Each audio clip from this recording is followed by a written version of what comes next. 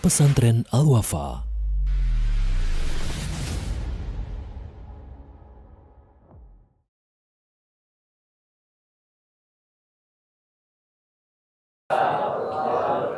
Bismillahirrahmanirrahim. Wassalatu wassalamu ala Rasulillah wa ba'd. Ikhwan wa akhwat fillah dan Allah iyyakum. Insyaallah kita akan kembali memulai kajian kita bersama Syekh Nasruddin Islam At-Tanadi. Perlu diperhatikan kepada antum semua, diingatkan kembali bahwa ketika kajian berlangsung diharapkan semuanya untuk menyimak dengan baik, mencatat setiap faedah yang disampaikan, tidak ada yang mengobrol, bengong ataupun tertidur. Diusahakan untuk betul-betul menyimak dengan baik sampai kajian nanti selesai. Dan insyaallah tema yang akan dibawakan pada pagi hari ini berkenaan dengan tahsin Al-Quran atau pentingnya urgensi tahsin Al-Quran.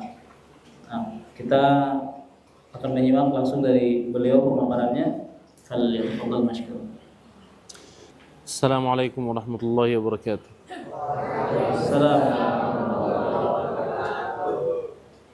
Alhamdulillah wassalatu wassalamu ala sayyidina Rasulillah sallallahu alaihi wasallam wa ala alihi wa sahbihi wa man walah. Amma ba'd. ننتبه إلى بعض الفوائد خصوصا في حفظ ومراجعة ونطق قراءة القرآن الكريم. حفظ، مراجعة، نطق، قراءة. Kita akan intibah, kita akan memperhatikan tentang menjaga lisan kita dari melafazkan huruf-huruf yang benar. طيب، بداية من الحفظ، أنتم هنا تحفظون القرآن، وأنت تحفظ لا تأخذ الكثير، ولكن خذ وقسم هذا الكثير إلى أقسام.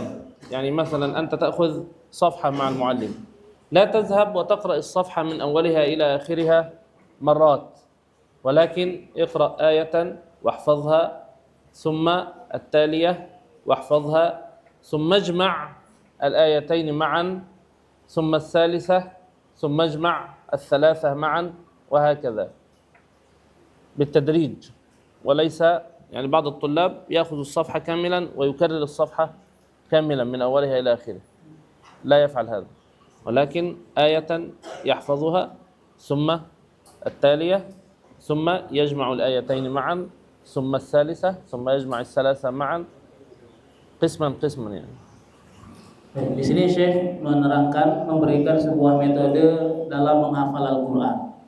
Ketika antum akan menghafalkan satu halaman misalkan dalam Al-Quran, maka jangan langsung antum pergi ke guru antum menghafalkan langsung satu halaman tersebut, akan tetapi dibagi-bagi. Salah satu metodenya adalah dengan antum membaca satu ayat. Hafalkan satu ayat, setelah antum hafalkan ayat kedua. Setelah hafal ayat kedua, maka gabungkan hafalan antum ayat pertama dan kedua. Setelah itu antum hafal lagi ayat ketiga. Setelah hafal ayat ketiga, gabungkan hafalan ayat 1, ayat 2, ketiga, dan begitu seterusnya. Jangan langsung dihafalkan satu halaman sekaligus. Ini adalah satu metode yang keliru menurut beliau. وإذا كانت الآية طويلة، ربما آية نصف صفحة، قسم سطرا سطرا.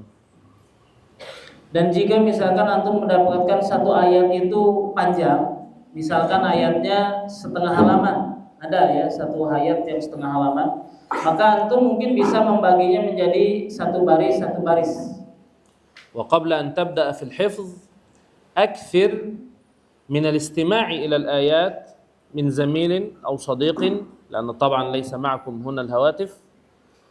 اجعل صديقا لك يقرأ الصفحة، أو اسمع من المعلم جيدا يقرأ لك الصفحة أولا، إن كان هناك وقت عند المعلم مسؤول مثلا عن مجموعة صغيرة العدد، هو المعلم يقرأ للطالب أولا والطالب يسمع وينظر في المصحف. Sebelum antum menghafal, maka antum harus banyak mendengarkan ayat yang akan antum hafal. Misalkan antum minta teman antum untuk membacakannya, tentunya minta teman yang sudah bisa baca Quran ya. Atau misalkan antum bisa meminta guru antum, guru halaqah antum untuk membacakan Al-Qur'an karena antum di sini kan nggak pegang HP.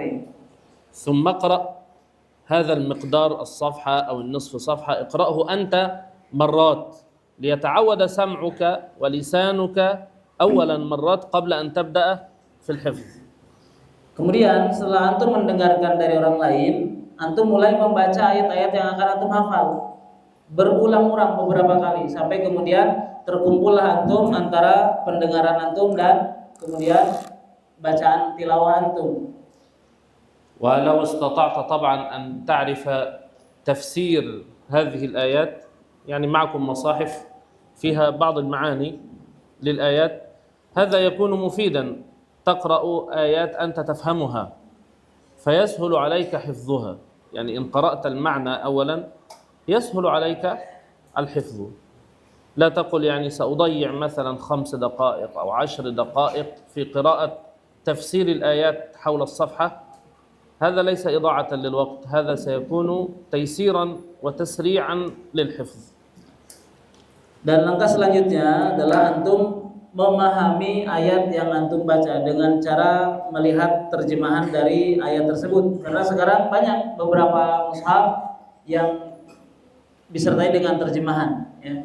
Agar apa? Agar antum ketika menghafal, antum betul-betul paham apa yang antum baca, dan ini bisa membantu melancarkan antum dalam menghafal. Jangan ada pikiran bahwa dengan membaca terjemahnya akhirnya menyempitkan waktu kita, kemudian menghabiskan waktu kita. Tidak, ini justru akan membantu antum dalam menghafal.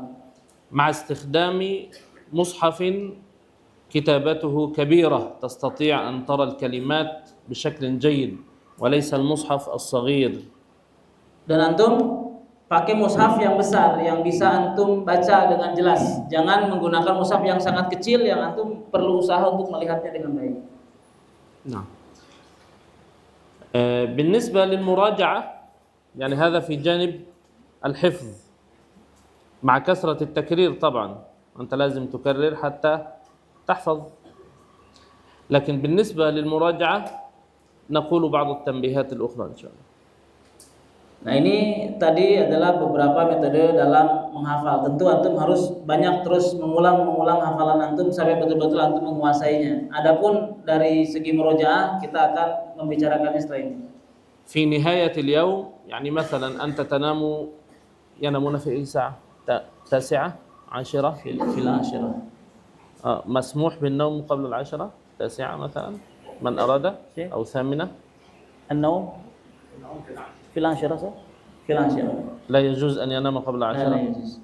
طيب مثلا أنت النوم في 10 تجعل يعني الوقت الذي قبل النوم ممكن مثلا نصف ساعة أو ساعة على حسب الاحتياج، يعني آخر شيء تفعله قبل النوم أن تجمع ما كنت تحفظه خلال النهار. أنت في الصباح مثلا تحفظ نصف صفحة، ثم في العصر تحفظ نصف صفحة، ثم في العشاء تحفظ نصف صفحة، إذا مجموع مثلا هذا مثال صفحة ونصف. أنت في آخر اليوم قبل النوم تراجع صفحة ونصف. Nah, metode murojaah yang pertama yang bisa antum lakukan, misalkan di sini antum tidur jam 10 malam, ya. Nah, antum harus bisa membagi waktu sebelum tidur itu memurojaah kembali hafalan antum di hari itu. Contoh misalkan kata Syekh, antum menghafal subuh setengah halaman, menghafal pada asar setengah halaman, menghafal pada isya setengah halaman misalnya. Ya, misalnya antum menghafal 3 kali. Maka hafalan yang antum setorkan selama 3 kali di hari tersebut itu harus dimurojaah, dikumpulkan sebelum tidur. ثم تغلق وتنام، لا تبعد المصحف. أول شيء تفعله عند الاستيقاظ أن تأتي بالمصحف وتقرأ ما كنت تراجعه قبل النوم مرة أخرى. Kemudian setelah antum selesai itu baca, baru antum tutup Qur'annya, antum tidur, dan jangan pernah jauhkan Qur'an dari antum, dari tempat tidur antum. Hal pertama yang antum lakukan setelah antum bangun tidur, antum lihat Al-Quran dan antum kembali memurojaah hafalan yang tadi malam antum baca. لأن العقل خلال النوم يفكر فيما كان يفعله قبل النوم. يعني أنت لا تموت موتا كاملا، النوم ليس موتا كاملا ولكن هو موتة صغرى، فما زال هناك أشياء في الجسد في البدن تعمل، هناك عقل باطني يعمل. ولذلك إذا كنت مشغولا قبل النوم بأمر من الأمور، مهموما بأمر من الأمور، أحيانا أنت تراه أو أنت تستيقظ مفكرا فيه. فكذلك إذا كنت مشغولا بمراجعة ما كنت تحفظه خلال النهار فأنت تستيقظ أو بدون أن تستيقظ في النوم هناك عمل من العقل حول هذا، فتستيقظ تنظر فيه مرة أخرى يثبت إن شاء الله. Karena akal ketika kita tidur itu tetap bekerja. Ketika seseorang tidur itu bukan berarti antum mati seluruhnya, karena tidur itu hanya setengahnya dari mati, ya mati kecil seperti itu ya. Nah, sebagian anggota tubuh kita ini bekerja, termasuk akal kita. Dan akal ini bekerja sesuai dengan apa yang dilakukan sebelum tidur. Makanya kita akan dapati seseorang ketika dia sibuk dengan sebuah pekerjaan sebelum tidurnya, dia tiba-tiba terbangun di waktu malam hari dan terfikir dengan pekerjaannya. Nah, maka ketika antum disibukkan dengan membaca Al-Quran, otak atau akal kita ini akan bekerja terus-menerus dengan Al-Quran yang kita baca. Nah, ketika kita bangun dari tidur, kita kembali memurojaah Al-Quran itu, maka insya Allah Al-Quran itu akan menjadi kuat di pikiran kita. ثم أيضا في كل يوم قبل أن تبدأ في حفظ الجديد لابد أن تراجع من أول السورة. كل يوم مراجعة من أول السورة حتى وإن كنت تتقنها.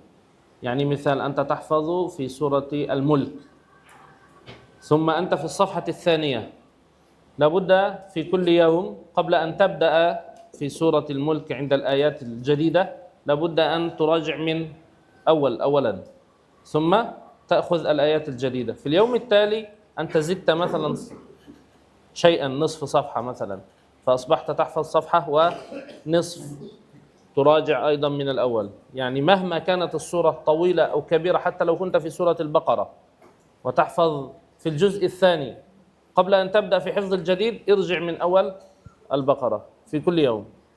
Tilawah atau مراجعة بدون النظر. سنتكلم عن مسألة مراجعة بالنظر أم بدون النظر. طيب. Nah, dan hal yang lain yang perlu antum perhatikan dalam menghafal, ketika antum akan memulai hafalan baru di surat tertentu, misalkan antum sedang menghafal surah Al-Mulk, ya, di halaman yang kedua dari surat Al-Mulk, maka antum harus sebelum menghafal ayat yang baru, antum harus membaca dari ayat pertama. Surat apapun, ya. Hatta antum mungkin surat Al-Mulk itu ayat pertama tetap harus dibaca dari ayat pertama. Sekalipun ayatnya panjang, misalkan antum membaca surah Al-Baqarah, sedang menghafal surah Al-Baqarah di halaman sekian. Ketika akan menghafal ayat yang baru, antum harus memurojaah dulu dari ayat yang pertama, dari awal surat. نعم. المراجعة هل تكون بالنظر أم بالغيب؟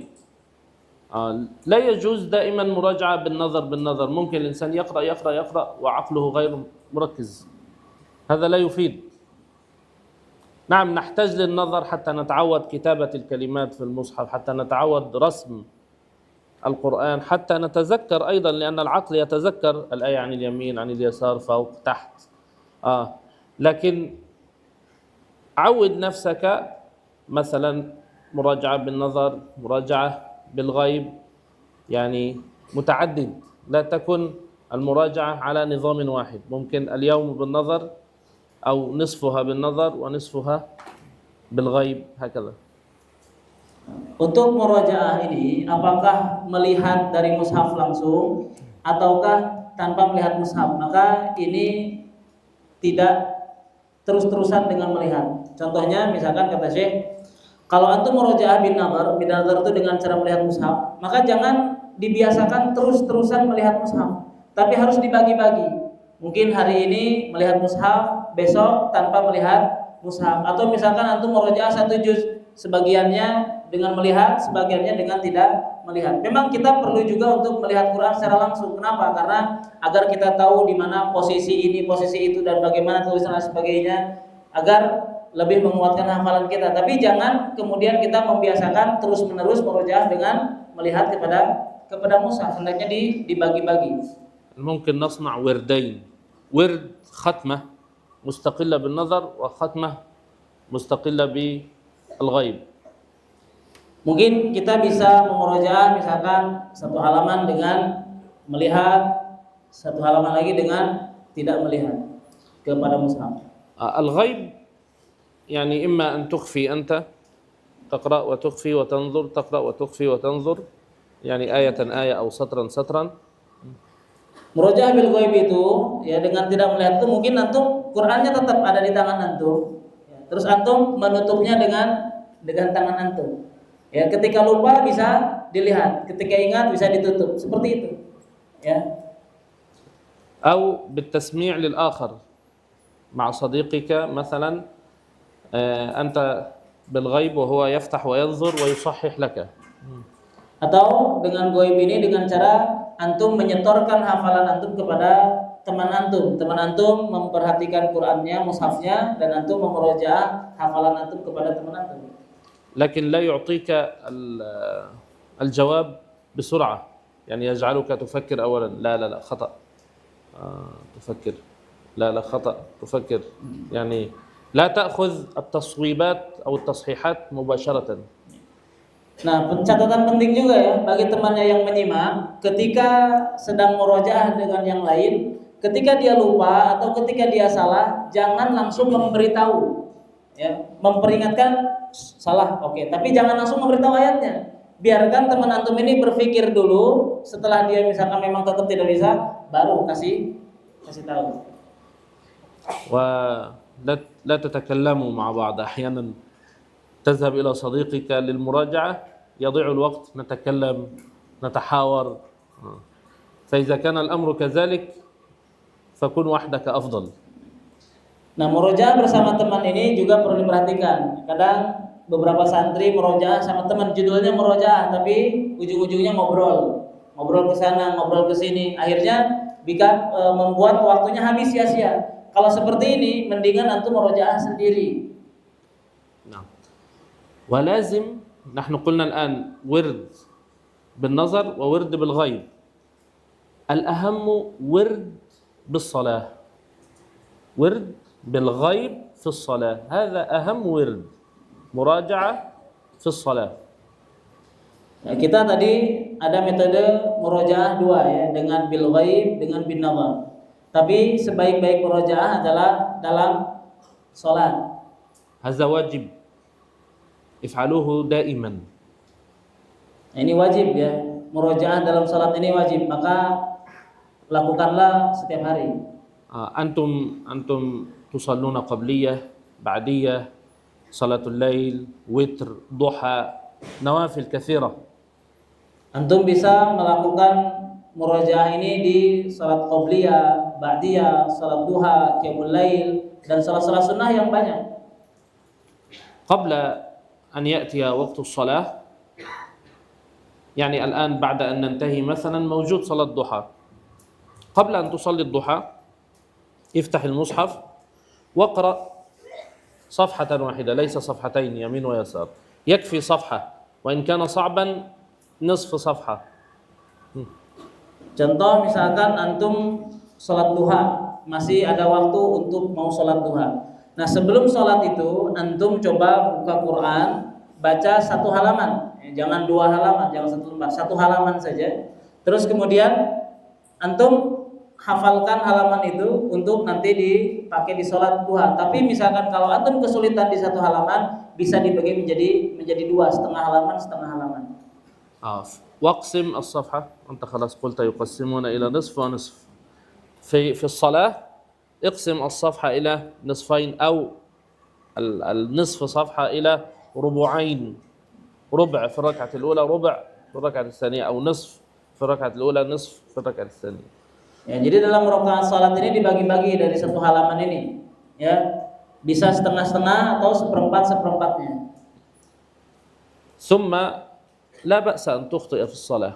بعض الطلاب يقول يعني سنخطئ في الصلاة. لا بأس، أنت قرأت الفاتحة صحيحا ركن الصلاة، إذن الصلاة صحيحة، لا بأس أن تخطئ.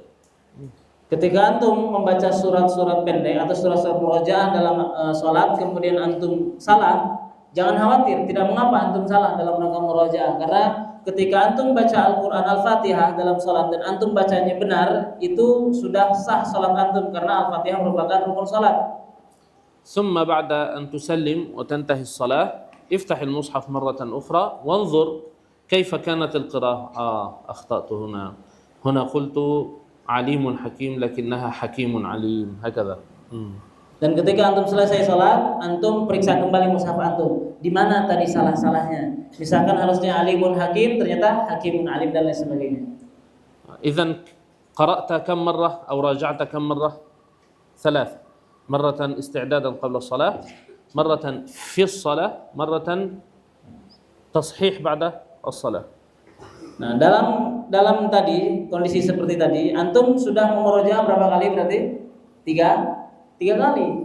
Antum murojaah sebelum sholat, terus kemudian antum murojaah ketika sholat, dan yang terakhir adalah antum evaluasi murojaah setelah sholat. Jadi antum telah murojaah 3 kali sekaligus.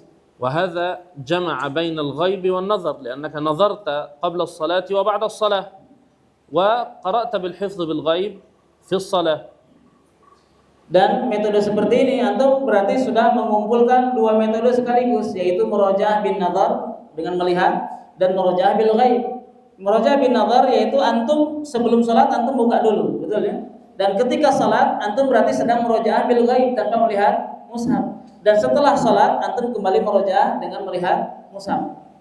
وهذا أعلى درجات التركيز. أنت إذا تعودت في الصلاة دائما فاتحة، قل أعوذ برب الفلق، فاتحة، قل هو الله أحد، أنت منشغل في الصلاة تفكر في أشياء أخرى وتنسى كم صليت ركعة ركعتين، عقلك في خارج الصلاة لأنك متعود حافظ جيدا.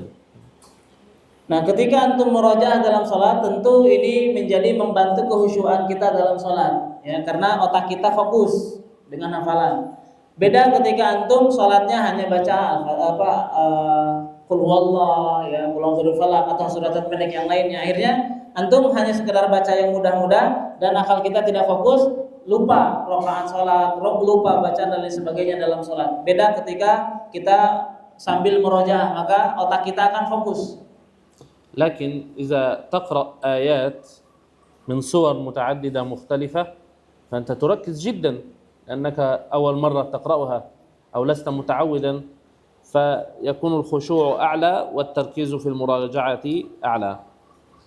Dan ketika antum baca surat yang panjang, ini tentu akan membuat kita fokus, membuat surat kita juga khusyuk dan murojaah kita juga menjadi bagus. وتمشي بالترتيب. يعني بعض الناس لما أخبرتهم ذلك هو مثلا هذه الصورة وهذه الصفحة صعبة يتركها ويبحث عن صفحة سهلة. لا، أنت تمشي بالترتيب، تحفظ مثلا 3 أجزاء، إذن تبدأ من الأول وتمشي بالترتيب، يكون سهلا يكون صعبا. ممكن إذا كان صعبا اقسم مرتين أو كرر في القبلية والبعدية لأنك أخطأت كثيرا هكذا. Dan perlu diperhatikan, ya, ketika kita akan murojaah dalam salat ini harus tertib, artinya harus nyusun, harus runtut. Sebagian orang ketika Syekh sudah menjelaskan tentang ini, mereka mulai murojaah dalam salat, tapi ketika mendapatkan surat-surat atau juz-juz yang sulit, mereka loncat, mereka lompat gitu ya. Tidak di murojaah karena sulit. Nah, ini salah. Harusnya mereka tetap memurojaah itu walaupun sulit. Jika misalkan antum mendapatkan ayat-ayat yang sulit dalam Al-Quran, mungkin antum bisa membaginya menjadi lebih sedikit lagi bacaannya, atau antum bisa membacanya beberapa kali. Mungkin di sholat qobliyah, nanti ba'diyah baca lagi, nanti sholat yang lain baca lagi, terus seperti itu. Yang penting adalah antum harus memurojaahnya secara berurutan. هذا إذا تعودت عليه تجد في اليوم الواحد مراجعة دقيقة وبتركيز لصفحات كثيرة، يعني قبلية الصبح، ضحى، قبلية الظهر، بعدية الظهر، ممكن قبلية عصر، قبلية مغرب، بعدية مغرب. انظر كم صفحة، يعني أنت لو تأخذ صفحة واحدة في كل ركعتين أنت في النهاية ممكن على الأقل 10 صفحات، نصف جزء. إذا أنت هكذا نصف جزء اليوم وغدا نصف جزء وبعده نصف جزء، وبهذا التركيز وبهذا التدقيق أنت سيثبت عندك الحفظ جدا. Dan ketika kita mengamalkan murojaah dengan metode salat tadi, maka lihat, kita akan betul-betul memurojaah dengan banyak. Antum bisa qobliyah subuh, ya. Kemudian qobliyah ba'diyah zuhur, asar, maghrib dan sebagainya. Kalau dikumpulkan, misalkan antum satu kali salat itu membaca satu halaman, maka antum bisa membaca atau memurojaah dalam sehari ini kurang lebih setengah juz. Dan ini kalau misalkan dilanjutkan, hari ini setengah juz, besok setengah juz, nanti setengah juz, ini sangat bermanfaat untuk kita dan akan membuat hafalan kita semakin kuat. طيب تحدثنا عن جانب الحفظ وجانب المراجعة، ممكن نتحدث عن جانب التلاوة الصحيحة. Kita sudah membahas tentang menghafal dari sisi bagaimana metode menghafal dan bagaimana metode dalam memurojaah. Sekarang kita akan berbicara dari sisi nutq, dari sisi pelafalan. طيب في جانب التلاوة الصحيحة، التلاوة الصحيحة تكون وسطا في كل شيء، ليست بالتكلف والتشدد وليست بالتفريط والتضييع. Berkaitan dengan tilawah yang benar, ini tentu pertengahan. Semuanya pasti yang terbaik adalah yang benar pertengahan. Tidak terlalu tasyadud, ya, tidak terlalu berlebihan, antum takalluf membebani diri sendiri ketika membaca dan mengucapkan huruf-huruf tersebut, dan tidak juga menyepelekannya. يعني بعض الطلاب قراءته صحيحة لكن متكلف جدا. أعوذ بالله من الشيطان، لا هذا تشدد. Sebagian santri tilawahnya masya Allah benar gitu kan, makhrajnya benar, tapi mereka berlebihan. Contoh tadi saya a'udzu billahi, seperti itu ya. Berlebihan. والآخر بالعكس كأنه يموت. أعوذ بالله من الشيطان الرجيم بسم الله الرحمن الرحيم. Ada santri yang lain, mereka malah tadi yang menyepelekan, seperti orang yang mati gitu, membaca Qur'annya kayak nggak semangat. Tadi dicontohkan oleh Syekh. فليس بالتكلف الشديد وليس بالتضييع الشديد. Jadi tidak boleh terlalu berlebihan dan tidak juga menyepelekan, tapi pertengahan.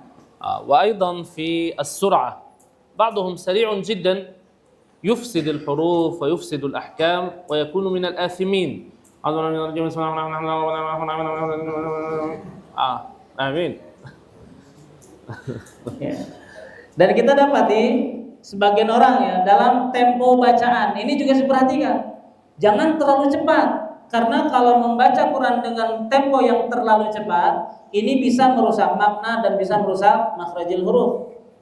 يعني ممكن أن تسرع في المراجعة لكن مع التزام الأحكام. يعني أعوذ بالله من الشيطان الرجيم بسم الله الرحمن الرحيم الحمد لله رب العالمين الرحمن الرحيم مالك يوم الدين إياك نعبد وإياك نستعين. ممكن سرعة لكن التزام أحكام. Antum mungkin bisa murojaah dengan metode tempo yang cepat, ya. Tapi tetap harus menjaga sifat huruf dan hukum-hukum tajwid. لكن الأصل في التلاوة أن يكون كمثل مصحف مرتل، قرآن مرتل. هذا مقام العبادة، مقام الصلاة. أنت لا تدخل إلى الصلاة وتقرأ، وهذا خطأ ويفعله بعض الناس خصوصا في صلوات النوافل. ربما هو من الماهرين ومن الأئمة ما شاء الله، وممكن مثلا في ركعتي عشاء في الأول جهرية قراءة جيدة، لكن في سرية التجويد للناس ليسمعوه فقط أم لله؟ سواء كنت تقرأ جهرا أو سرا لله وليس للناس. فبعض الناس إذا كان في السر أو في صلاة نافلة هذا لا يجوز، Ya, dalam membaca Quran, hukum asalnya harus tartil, ya, sebagaimana antum mendengarkan bacaan-bacaan yang tartil. Begitu pula dalam sholat. Kita dapati sebagian orang kalau sholatnya jahar, sholatnya jahar itu jahar ya, tahu jahar ya? Sama itu. Nah itu orang akan membacanya dengan baik, dengan tajwid yang bagus. Tapi ketika dia bacanya sir, dia bacanya pelan, tidak terdengar suaranya, dia mulai membacanya tadi. Gitu. Nah ini kita harus perhatikan. Dia ini baca Quran tajwid dengan tajwid untuk manusia atau untuk Allah. Sesungguhnya baca Quran adalah ibadah, maka bacaan tajwid ini adalah untuk Allah Subhanahu wa taala. نعم. وأيضا ليس البطيء جدا. بعض الناس مثلا أعوذ بالله من الشيطان الرجيم. بطيء جدا هذا ممكن أن نستخدم لتعليم طفل صغير مبتدئ لا يعلم شيئا، يعني مهلا لكن أنت تستطيع أن تقرأ. تفضل مباشرة، ليس هذا البطيء. هل في الصلاة أو غير الصلاة؟ في الصلاة أو في غير الصلاة.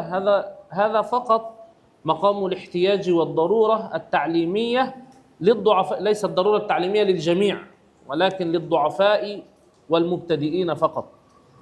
لكن إذا خلاص لا يحتاجون إلى هذا يترك.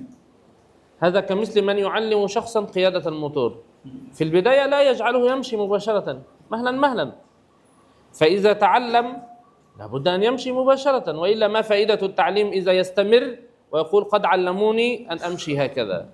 إذن ما فائدة الموتور؟ إذن يمشي برجله أفضل.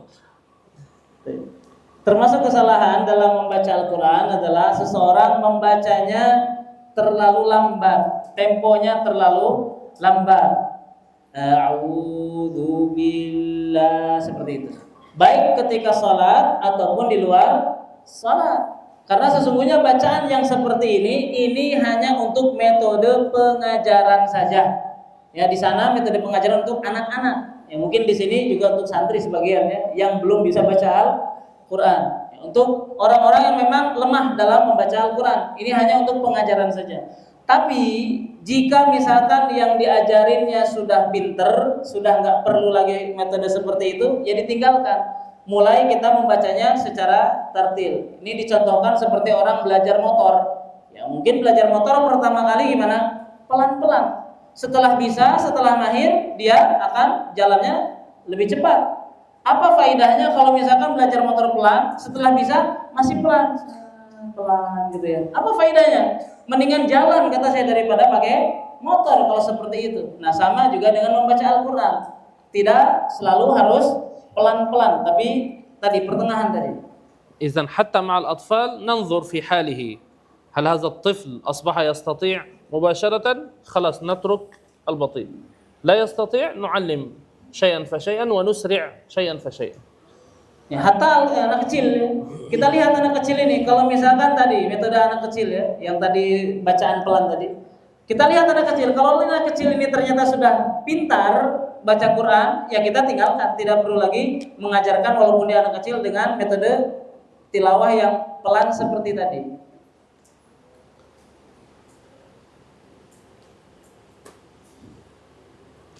ممكن بعض الأخطاء الشائعة في الفاتحة نبين بعض الأخطاء الشائعة. Mungkin ada beberapa kesalahan yang sangat fatal dalam membaca Al-Fatihah. بعض الطلاب أو بعض القراء يقرأ بالغنة في جميع الحروف، يعني أعوذ بالله من الشيطان الرجيم، أعوذ بالله. هل واو وذال وبالله باء لام فيها غنة؟ لا. أعوذ بالله يريد النغم صوت جميل، فيأتي بالغنة لأن الغنة صوت جميل يخرج من الخيشوم، هو لا ينتبه. أعوذ بالله من الشيطان الرجيم، لا. أعوذ، من أراد أن يحسن الصوت يكون من هنا. هنا أحبال صوتية في الحنجرة في الحلق. أعوذ بالله من الشيطان الرجيم. Bukan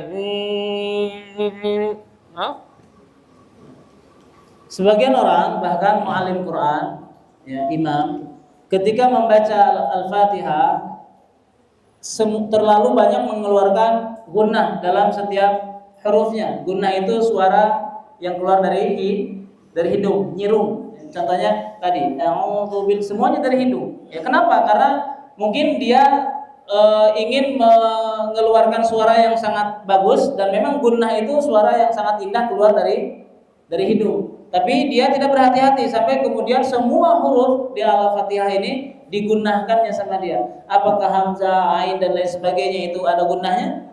Tentu tidak ada.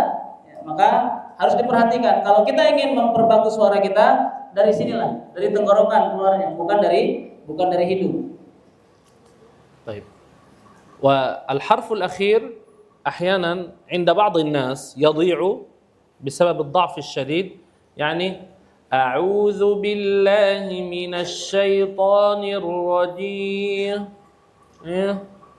لا أعرف هل هو ميم نون، يعني الأخير ضاع. بسم الله الرحمن الرحيم. الحمد لله رب العالمين. لا أعرف الأخير ما هو. لابد أن تبين الرجيم الرحيم العالمين. لابد أن نعرف ما هو الحرف الأخير. Sebagian orang, ya tentu nggak semua, sebagian orang mereka menghilangkan huruf yang paling terakhir saat waqaf. Contohnya tadi. Jadi ketika mengucapkan atau melafalkan, membaca huruf yang paling terakhir, itu nggak jelas apakah itu nun, apakah itu mim. Tapi hendaknya dia harusnya ketika membaca itu dengan jelas. Alhamdulillahi Rabbil Alamin. Nunnya jelas. Mimnya juga harus jelas. ولذلك بعضهم إذا أردت أن تتحقق يخلط، لا يعرف نستعين أم نستعيم، ضالين أم ضالين، فيبدأ في التخليط. لابد أن تنتبه ما هي الآيات التي آخرها نون، ما هي الآيات التي آخرها ميم. Nah, oleh karena itu kadang-kadang sebagian orang dia nggak yakin gitu kan, ini ujungnya nun atau ujungnya mim, karena tadi bacaan dia biasa seperti itu, makanya dia nggak yakin ini tuh nun apa mim ya ujungnya, suka ketukar-tukar. Nah maka kita harus betul-betul memperhatikan mana yang ujungnya nun, mana yang ujungnya mim, dengan tadi membaca dengan jelas. وبعضهم يجمع بينهما فيقرأ رب العالمين، يستعجل في أخذ النفس، يريد أن يأخذ نفس بسرعة للآية التالية، فيغلق الشفتين سريعا بعد النون، خصوصا بعد النون. مثلا مالك يوم الدين، إياك نعبد وإياك نستعين. فيقرأ نون بلس ميم، لا نون ساجها. العالمين، ويبعد الشفتين، لا يلصق بسرعة، ينتظر ثم يأخذ النفس مهلا ثم يبدأ في الآية التالية. Bahkan sebagian orang ada yang menggabungkan antara nun dan mim, ya, di akhir ayat. Tadi bingung mana nun mana mim. Ini dia Masya Allah digabungkan duanya, ya, nun sama mim. Alhamdulillahi Rabbil Alamin. Jadi nunnya belum jelas, belum keluar dengan baik, bibirnya sudah tertutup. Bahkan mungkin ada orang yang dia ingin cepat-cepat bernafas, mengambil nafas, akhirnya setelah nun, ini khusus huruf nun ya. Setelah huruf nun, kemudian karena ingin cepat-cepat mengambil nafas, nunnya belum benar, sudah menutup kedua bibirnya. Nah ini tidak boleh seperti ini. Maka harusnya dijelaskan dulu huruf nunnya agak lama, kemudian setelah itu baru tarik nafas. تحدثنا عن الضعيف الذي يضيع الحرف، وهناك العكس، القوي الذي يزيد في غنة الحرف. مثلا أعوذ بالله من الشيطان الرجيم، يزيد غنة كذا، نغم في الأخير. Alhamdulillahi Rabbil Alamin Ar-Rahmanir Rahim. La, Ar-Rahim. Khalas saja, bukan Agak. Tadi kita membicarakan tentang orang-orang yang tidak menjelaskan huruf terakhirnya. Ini sebaliknya, ada orang-orang yang malah berlebihan dalam melafalkan huruf yang paling terakhir, khususnya huruf-huruf gunnah. Dia menambahkan dengungnya. Contoh misalkan Alhamdulillahi Rabbil Alamin, nya kepanjangan, ya, gunnahnya dipanjangin seperti itu. Nah, ini tidak juga dibenarkan seperti ini. وننتبه إلى الترقيق والتفخيم. الألفات التي فيها ترقيق خصوصا كثير في اللهجة الإندونيسية. إياك نعبد bukan ya. إياك نعبد وإياك نستعين. ترقيق. الألف يتبع الحرف السابق. إن كان الحرف السابق مرققا فالألف أيضا يكون مرققا. إن كان الحرف السابق مفخما فألف المد أيضا يكون مفخما. Sekarang kita membahas tentang tarqiq dan tafkhim, tebal dan tipisnya huruf. Sebagian orang Indonesia, dia contohnya ketika membaca lafaz iyyaka na'budu, iya-nya menjadi tebal, iya. Nah, ini tebal. Yang betul adalah iya dengan dibaca tipis. Karena huruf alif dia mengikuti huruf sebelumnya. Ya, huruf alif ini mengikuti huruf sebelumnya. Seandainya huruf sebelum alif ini adalah tebal, tafkhim, maka alifnya ikut tebal. Tapi kalau sebelumnya tipis, maka alifnya ikut tipis. Nah, pada iyyaka, iya di sini alif ya-nya huruf tipis, maka alifnya pun menjadi ikut tipis. Iyyaka. طيب سؤال كيف هيا نقرأ ألف فتحة وضمة وكسرة؟ سؤال كيف نقرأ ألف فتحة ألف ضمة ألف كسرة؟ Baik, ada soal, ya, ada pertanyaan buat antum. Bagaimana cara membaca alif fathah, alif dhammah, alif kasrah? هيا Jawab. ألف فتحة أيا أريد أن أسمع منكم ألف فتحة. Antum ucapkan alif fathah. هذا خطير جدا. الألف لا يكون فتحة ولا ضمة ولا كسرة، مستحيل. ألف لازم مد، لازم ساكن قبله حرف فتحة. ما با تا، لا يجوز ألف فتحة.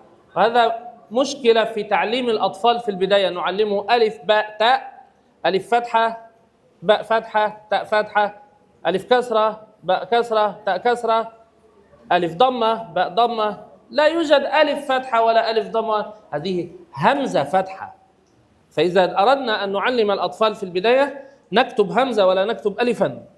نكتب همزة فتحة، همزة ضمة، همزة كسرة، لا نكتب ألف، لأن الألف لا يكون إلا حرف مد، لابد أن يكون ساكنا وقبله حرف آخر يكون مفتوحا. Ya.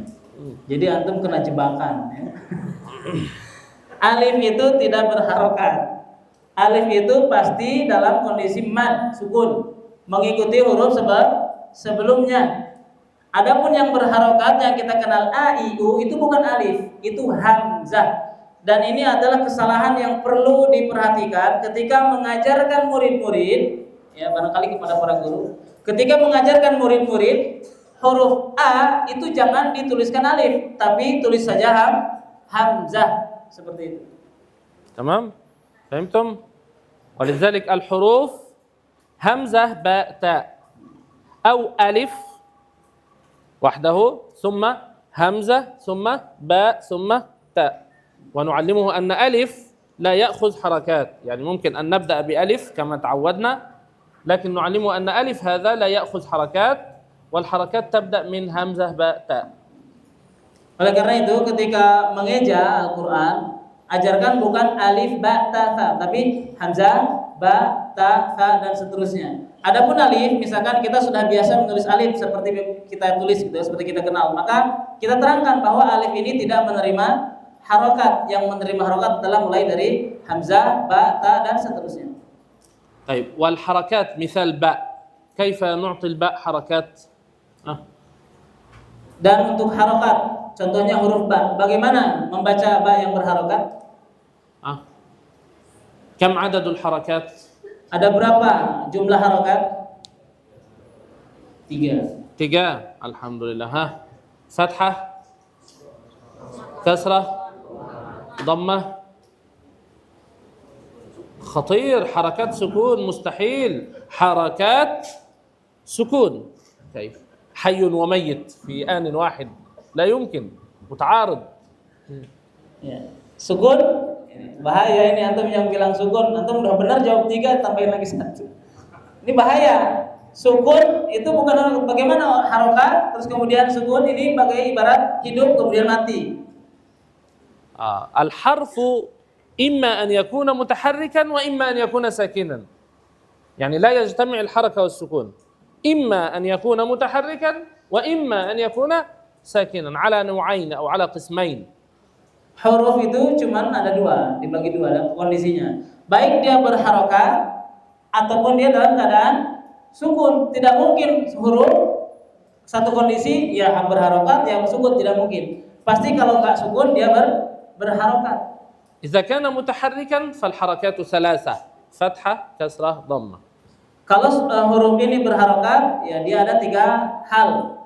Apakah dia fathah, kasrah ataupun dhammah. ولذلك في المصطلحات العلمية والقواعد التجويدية إذا قرأت أن يكون الحرف متحركا لا تدخل معه السكون، المقصود 3 فقط. ولذلك هم يخلطون في القواعد، لأنه يقول بشرط أن يكون الحرف مثلا متحركا. إذا وجدت حركة في الحرف فهو يفهم إذا وجدت حركة فتحة ضمة كسرة سكون، مع أنه يقصد حركة ويريد أن يبعد السكون. Nah, jadi dalam beberapa kaidah disebutkan tentang kalau huruf berharokat. Nah, yang dimaksud kalau huruf berharokat di sini adalah ya tadi fathah, dhammah dan kasrah. Sukun itu lain lagi. Ya, ini tidak termasuk dalam harokat. Sebagian kita ketika mendapati misalkan huruf berharokat, kita mikirnya apa? Fathah, sukun, fathah, kasrah, dhammah dan sukun. Padahal tidak, sukun tidak termasuk ke dalam harokat. والآية الأخيرة صراط الذين أنعمت عليهم هل نقف عند عليهم أم نصل؟ Dan dalam surat Al-Fatihah di ayat yang terakhir, siratal ladzina an'amta 'alaihim, apakah di situ kita waqaf berhenti ataukah kita lanjut? Pertanyaan, apakah di siratal ladzina an'amta 'alaihim berhenti atau sambung atau disambung satu nafas?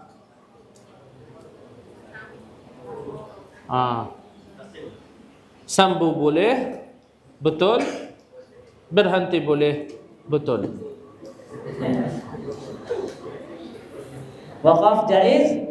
Naam. Terjemah. Wal wasal jaiz. نعم كلاهما صحيح. بعض الناس يقول لا أريد أن أقف، لا أريد أن أقف، ثم صراط الذين أنعمت عليهم غير المغضوب عليهم ولا الضالين يموت.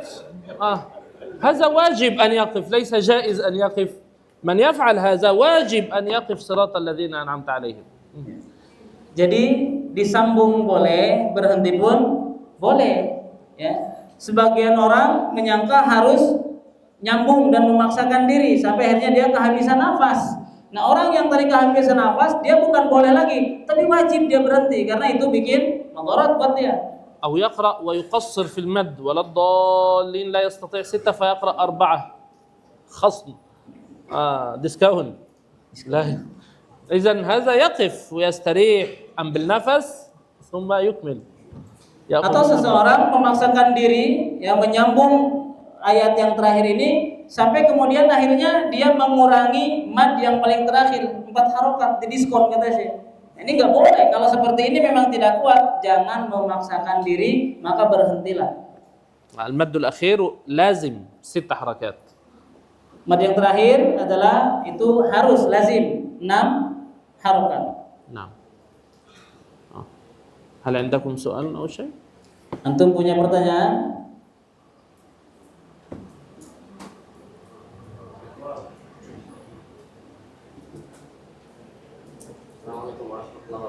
Waalaikumsalam.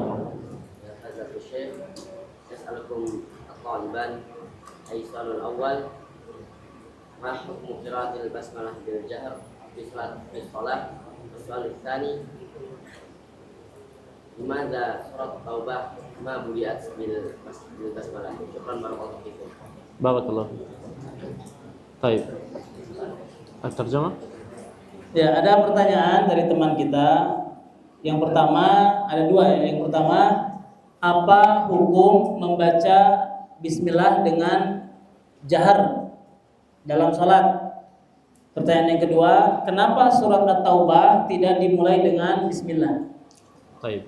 البسملة في أول سورة الفاتحة فيها خلاف بين الفقهاء، هل تقرأ سرا أم جهرا؟ مثلا أشهر من قال بالسر الإمام مالك، وأشهر من قال بالجهر الإمام الشافعي.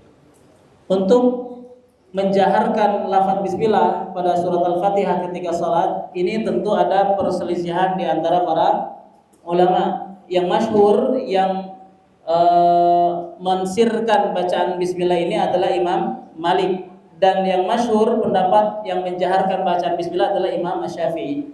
وفتوى الفقهاء يعني ليست عن هوى ولكن عن أصول علمية. Dan fatwa-fatwa para ulama fikih ini bukan karena hawa nafsu, tapi berdasarkan ilmu-ilmu fikih. يعني إذا رجعنا ما سبب فتوى الإمام مالك بالسر، ما سبب فتوى الإمام الشافعي بالجهر. الإمام مالك كان في المدينة، قراءة أهل المدينة يعني مثلا مثل رواية ورش حاليا، ورواية ورش بسم الله الرحمن الرحيم ليست هي الآية الأولى، ولكن الحمد لله رب العالمين هي الآية الأولى. Contohnya misalkan Imam Malik. Kenapa? Sebab Imam Malik berpendapat bahwa bismillah itu dengan sir. Karena Imam Malik ini kan hidup di Madinah. Sedangkan di Madinah ini riwayat yang dipakai adalah Imam Warsh. Nah, di sana ayat pertama surat Al-Fatihah itu bukan bismillah, tapi alhamdulillah. Jadi bismillahnya sir. وصراط الذين أنعمت عليهم مقسمة إلى آيتين. Dan untuk bacaan ayat yang terakhir siratal ladzina an'amta 'alaihim untuk Imam Warsh ini dibagi menjadi dua. وهذه رواية متواترة صحيحة عن النبي صلى الله عليه وسلم. Dan riwayat ini juga mutawatir dari Nabi sallallahu alaihi wasallam. أما الإمام الشافعي كان في مكة، وأهل مكة وكذلك أهل الكوفة حفص عن عاصم. نحن نقرأ رواية أهل الكوفة، حفص عن عاصم الكوفي، وهو موافق في هذه المسألة لإمام ابن كثير مكي قراءات 7، والإمام الشافعي كان مكيا، وأهل مكة قراءتهم فيها بسم الله الرحمن الرحيم آية، فلذلك كان يرجح الجهر. Adapun Imam Syafi'i rahimahullah taala, beliau hidupnya di Makkah. Orang-orang Makkah itu sama dengan orang Kufah, ya, yaitu Hafazan Asim sebagaimana yang kita baca, ya, Hafazan Asim. Nah, orang-orang Makkah ini ayat pertamanya itu adalah ada bismillahnya, baru alhamdulillah. Makanya Imam Syafi'i merajikan pendapat membaca bismillah dengan jahar. وأيضا في الأحاديث عن النبي صلى الله عليه وسلم وردت روايات تقول أن النبي صلى الله عليه وسلم كان يسر بالبسملة، وصحت روايات، يعني بعض الناس يقول هذا هو الذي ورد أنه كان يسر، لكن علماء الحديث هناك روايات صحت أن النبي صلى الله عليه وسلم كان يجهر بالبسملة، ليس كما يدعي البعض أنه لا توجد رواية بالجهر، بل توجد روايات صحيحة أنه جهر بالبسملة. Dan berdasarkan pada riwayat, ya, dari Nabi SAW bahwa terdapat riwayat Nabi mensirkan bacaan bismillahnya, dan ini juga sahih dari Nabi, ya. Akan tetapi riwayat bukan itu saja, ada riwayat yang lain yang juga sahih di mana Nabi SAW juga menjaharkan bismillahnya dalam salat. إذن هذا تعارض، ما الحل؟ هل كان يسر أم يجهر؟ Nah, ini bertolak belakang, berlawanan, ya. Ini katanya disirkan, ini dijaharkan. Lantas bagaimana kita menggabungkan dua pendapat ini? هذا في ظنك أنه تعارض. إذن النبي صلى الله عليه وسلم كان يسر أحيانا وكان يجهر أحيانا، هذا ليس تعارضا. بعض الصحابة سمعوه يسر فنقلوا لنا رواية السر، وبعض الصحابة سمعوه يجهر فنقلوا لنا رواية الجهر. كما الخلاف في مسألة عدد ركعات قيام الليل، بعضهم 8 بعضهم 20. من أين طب ما الحل؟ هل كان يصلي 8 أم 20؟ معناه أنه كان أحيانا يصلي 8 أحيانا يصلي 20. يعني هذا لا يعد من التعارض، بل يعد من التنوع. النبي صلى الله عليه وسلم كان عنده تنويع وتعدد. Ya, jadi ini sebetulnya hanya prasangka kita. Ya, ada apa namanya tadi berlawanan. Ini prasangka kita saja. Yang benar adalah bahwa Nabi SAW kadang mensirkannya dalam basmalah, kadang menjaharkannya dalam basmalah. Jadi kita boleh mengamalkan kedua-duanya, bukan pendapat yang berlawan. Seperti contohnya tadi berkenaan dengan salat qiyamul lail. Sebagian riwayat di sana mengatakan bahwa Nabi SAW salat qiyamul lailnya berapa rakaat? 8 أو 11 أو 11 ركعة مع الوتر هكذا. 9 rakaat. Ya, 8 rakaat. Kemudian di riwayat yang lain 20 rakaat. Nah, ini sebagian orang berprasangka oh ini berlawanan bagaimana? Oh ini 8, oh ini 20. Padahal tidak, ya. Kadang Nabi 8 rakaat, kadang Nabi 20 rakaat. Nah, akhirnya para sahabat yang mengetahui 8 rakaat meriwayatkan kepada kita 8 rakaat. Ada sahabat yang lain mengetahui 20 rakaat meriwayatkan kepada kita 20 rakaat. Ini bukan ta'arud, ya. Ini bukan yang bertolak belakang, tidak saling berlawanan. Ini merupakan tanawu, artinya Nabi SAW kadang-kadang melakukan yang ini, kadang-kadang melakukan yang lainnya. وفقط نرجح مسألة الجهر لأننا برواية حفص عن عاصم، لسنا برواية ورش، ورواية حفص هي الآية الأولى البسملة، فلذلك أرجح الجهر حتى لا ينسى بعض الناس ويقرؤون مباشرة الحمد لله رب العالمين فتركوا آية من ركن الصلاة فتبطل. يعني هذا فيه أيضا محافظة على صحة الصلاة. Nah, adapun kita, karena kita ini mengambil riwayat dari Hafiz Nasim, maka kita melazimkan basmalah, ya, sebagaimana riwayat yang kita terima, agar sebagian dari kita ini tidak melalaikan bacaan bismillah tersebut, karena memang bismillah ini menurut riwayat Hafiz Nasim adalah ayat pertama dalam Al-Fatihah. يعني على كل حال سر أو جهر المهم ألا نترك، المهم أن تقرأ سر أو جهر لا بأس. Yang terpenting dari perkara ini adalah antum tidak melupakannya, antum tetap membacanya baik dengan pelan ataupun secara jahar. وعلى كل حال لا نصنع من هذه المسائل الفقهية الفرعية خلافا وشقاقا بين المسلمين، أن بعض الناس عندهم شدة في التعامل مع هذه المسائل الخلافية الفرعية التي لا تؤثر على صحة الصلاة، فيختصمون هل المخاصمة تجوز أم حرام؟ حرام. الشقاق والنزاع حرام، واعتصموا بحبل الله جميعا واجب. أما سر أو جهر مسألة خلافية، يعني نصنع من مسائل خلافية فرعية شقاقا ونزاعا وتفرقة لأمة الإسلام، وهذا لا يجوز. Yang terpenting lagi adalah bahwa yang perlu kita catat, jangan sampai gara-gara permasalahan sir dan jahar ini kemudian kita keras kepada kaum muslimin yang lainnya sampai akhirnya terjadi perpecahan dan permusuhan. Perpecahan dan permusuhan apa hukumnya? Haram. Ya, jangan sampai kita malah melaksanakan yang haram hanya gara-gara permasalahan fikih ini. يعني مثال أنا مثلا أجهر وطلابي أعلمهم ذلك، ومع ذلك إذا قدمت أحد طلابي ليصلي أحيانا بعضهم لا يتبعني ويسر وأنا لا أتكلم عادي خلاص. بعض الناس ممكن عنده شدة، كيف أنا قلت لك كذا لا تتبع مجلسي وأنت في مسجدي؟ لا عادي، لا بد أن يكون هناك الاختلاف، لا بأس. هو صلاته باطلة؟ لا. إذا صلى إنسان صلاة المغرب كاملة بالسر أو صلاة عشاء كاملة بالسر صلاته باطلة؟ ليس فقط بسر الفاتحة ولكن بسر جميع الصلاة صحيحة. لو صلى إنسان صلاة ظهر بالجهر صلاته باطلة؟ لا، صحيحة. فهكذا قاعدة فقهية: السر في موضع الجهر والجهر في موضع السر لا يبطل الصلاة. Ya. Dan beliau mencontohkan, ya, seandainya beliau melazimkan membaca bismillah dengan jahar. Kemudian beberapa murid beliau ternyata membaca bismillahnya dengan sir. Nah, beliau membiarkannya, ya, tidak protes dengan hal-hal tersebut. Tidak kemudian udah kamu pergi saja dari majelis saya. Ini masjid saya, majelis saya. Saya ngajarin antum begini tapi antum tidak ngikutin saya. Antum pergi aja. Enggak begitu. Ini masalah fikih. Ya, jadi luas. Ya, beliau tidak melakukan hal seperti itu. Baik. Kalau misalkan ada seseorang sholat maghrib, bukan hanya bismillah yang disirkan, semua bacaannya disirkan dalam sholat maghrib, apakah sholatnya batal? Tidak batal. Atau sebaliknya, sholat zuhur yang harusnya sir, dia jaharkan semua bacaannya, bukan hanya bismillah saja, tapi semua bacaannya dijaharkan. Apakah batal sholatnya? Tidak. Begitulah kaidah fikih. Baik dijaharkan seluruhnya atau disirkan seluruhnya, sholatnya tetap sah. طبعا هو خالف المعلوم في الصلاة أو خالف السنة، لكن لا يبطل الصلاة.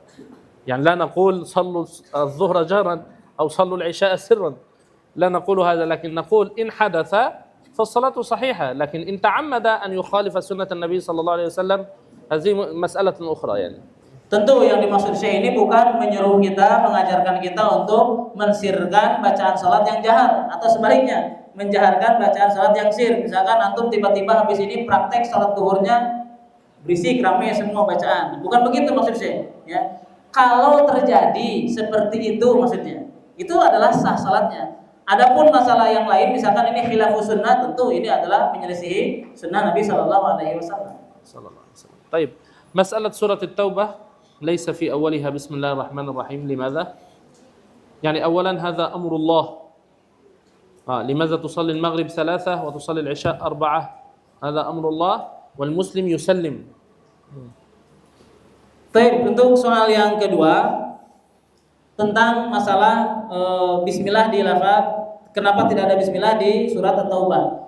Jawaban yang pertama, ya ini ketentuan Allah Subhanahu wa taala. Kenapa salat maghrib 3 rakaat, isya 4 rakaat? Ini semuanya ketentuan Allah Subhanahu wa taala. Itu yang pertama.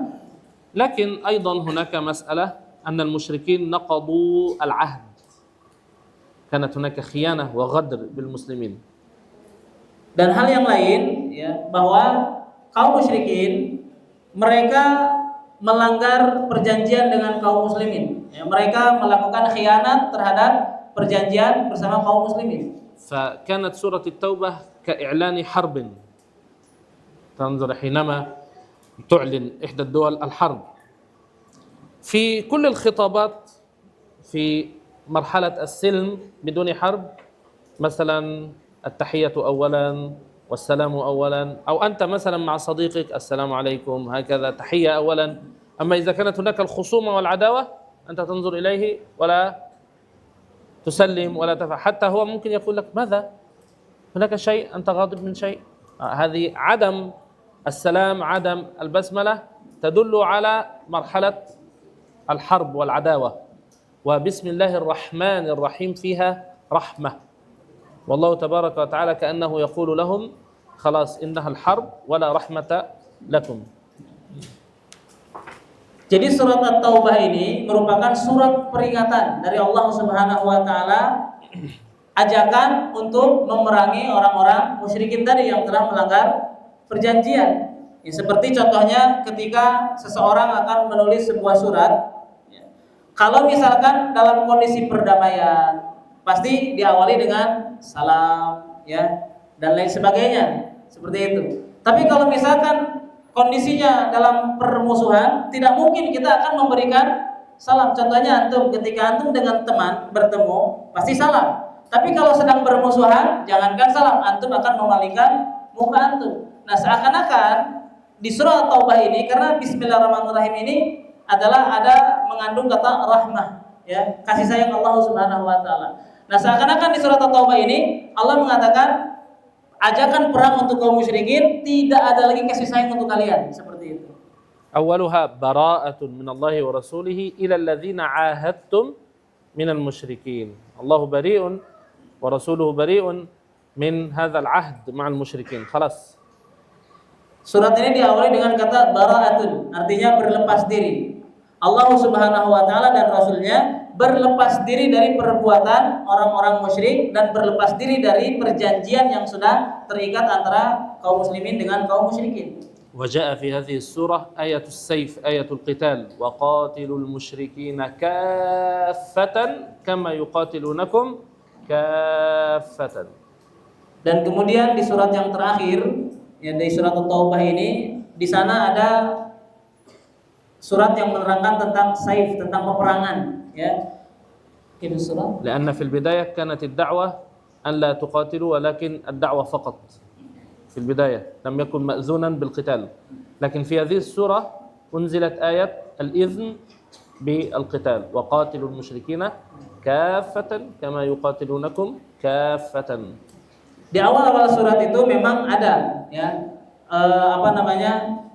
ajakan untuk tidak berperang. Akan tetapi ternyata di akhir surat Allah Subhanahu wa taala mengizinkan kaum muslimin untuk memerangi orang-orang kafir. Waqatiluhum kaffatan. Maka perangilah mereka secara keseluruhan sebagaimana mereka memerangi kalian secara keseluruhan.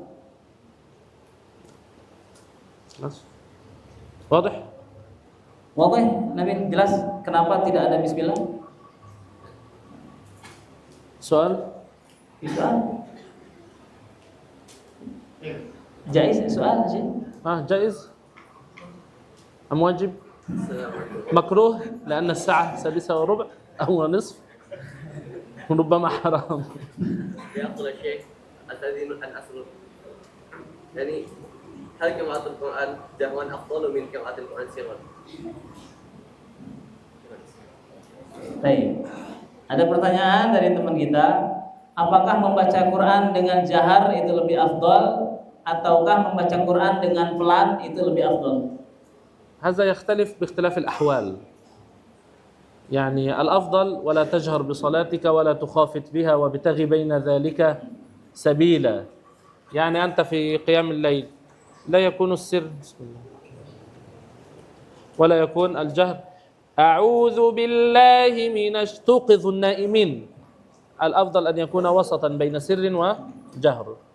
Tentu jawabannya adalah ya tergantung kondisinya. Ya tergantung kondisinya, apakah di jahar atau kasir pelan itu tergantung kondisinya. Contoh misalkan dalam sholat. Dalam sholat itu ya jangan terlalu pelan, tidak terdengar suaranya, atau juga tidak boleh terlalu kencang. Ya, sampai akhir kemudian nanti mengganggu orang-orang yang sedang tidur. Ya tergantung halnya. وأيضا يختلف ممكن إنسان مثلا إذا كان بالجهر يشوش على الآخرين أو أحيانا بالجهر يدخله الرياء أمام الناس فالأفضل السر. Atau misalkan ada dalam satu kondisi ketika seseorang membaca dengan cara jahar keras bisa mengganggu orang lain. Atau misalkan ketika dia baca dengan jahar ternyata bikin dirinya menjadi riya karena memiliki suara yang bagus misalnya. Nah, untuk orang seperti ini ya lebih afdal dia bacanya secara secara pelan. كمثل صدقة السر. Ya, seperti sedekah ya yang kemudian secara rahasia. لكن أحيانا يكون الجهر أفضل إن كان مثلا سيقرأ فيكون قدوة لغيره يعلم غيره فيتبع هذا أفضل كمثل صدقة الجهر ليكون قدوة فالناس يتبعون ويتصدقون أيضا. Bisa jadi dengan jahar ini lebih afdal karena misalkan menjadi qudwah, menjadi contoh bagi yang lain. Oh seperti ini ya bacaan yang betul. Ya sebagaimana sedekah. Ketika sedekah ini bisa memotivasi orang lain, ya itu jahar juga menjadi lebih utama. المسألة تختلف اختلاف أحوال. Jadi permasalahan ini ya tergantung kondisinya. والمهم سرا أو جهرا أن تقرأ. المهم أن تقرأ سرا أو جهرا لا بأس. Poin pentingnya adalah antum baca Quran, baik itu jahar ataupun secara sir. Nah, naktafi. هكذا الأسئلة تفتح في الأخير كما قلت لك بالأمس إذا فتح الباب سير. طيب أخوات, al-akhwat. Akhwat ada pertanyaan akhwat? Kalau tidak ada Ikhwan lagi nih. Ikhwan banyak yang mau nanya. سؤالك ما هو؟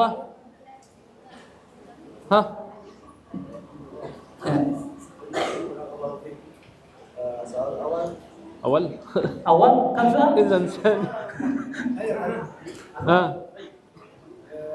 كيف نقرأ كما في سورة الهود في الآية 43 سأقرأ لكم وقال فيها بسم الله مجريها أو مجرها مجريها إمالة في سورة هود وقال اركبوا فيها بسم الله مجري ري مثل بتاوي بتاوي أصلي مجري هكذا واجب في رواية حفص مجريها ستو كلمة فقط سجل Majeriha.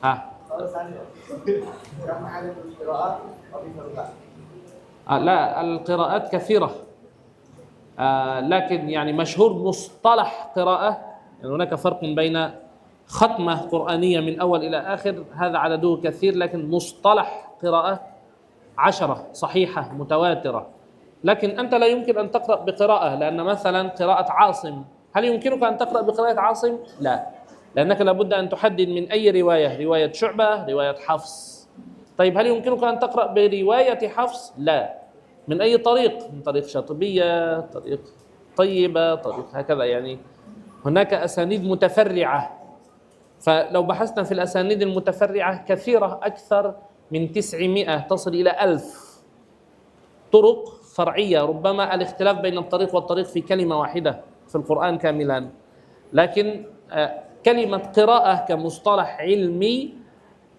كمثل مذاهب فقهية مثلا 4 كذلك قراءات مصطلح علمي 10 متواترة ترجمة مختصرة يعني مصطلح علمي قراءات 10 Jadi متواترة untuk qiraah itu banyak sebetulnya yang ada kathir banyak sekali. Tapi untuk yang mustalah secara ilmiahnya itu hanya ada 10 saja sama seperti madhab. Madhab itu kan ada 4 yang kita tahu ya. Jadi kita tidak mungkin baca satu riwayat langsung, tapi itu sanadnya harus betul-betul dipelajari terlebih dahulu. والأمثلة كثيرة جدا يعني كما قلت مجريها هذا في رواية حفص كلمة لكن هناك مثلا قراءات أخرى والضحى والليل إذا سجى لكن هذا ليس في رواية حفص والإمالة درجات هناك إمالة كبرى إمالة صغرى هكذا. Dan contohnya banyak, ya seperti yang tadi disebutkan majreha dalam riwayat Hafs itu 1, tapi ternyata di riwayat yang lain ada juga seperti misalkan wadduhi dan lain sebagainya. Dan ini imalah itu ada beberapa tingkat. Misal yu'minun, yuminun, kufuwan, kufu'an, yani al-amthilah kathira, an-nas, an-nis, Ya. amthilah kathira. Tuh, contoh-contohnya banyak tadi seperti yang disebutkan oleh Syekh. خلاص نكتفي بهذا القدر إن شاء الله ونختم بدعاء ختام المجلس سبحانك اللهم وبحمدك نشهد أن لا إله إلا أنت نستغفرك ونتوب إليك والسلام عليكم ورحمة الله وبركاته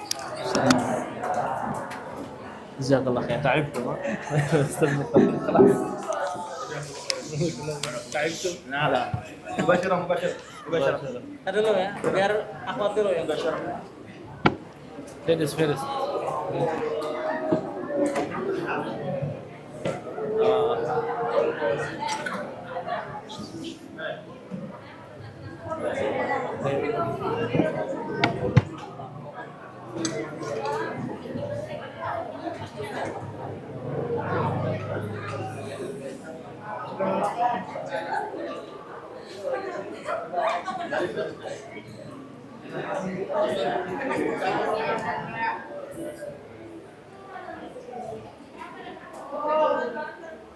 Ayo, sini.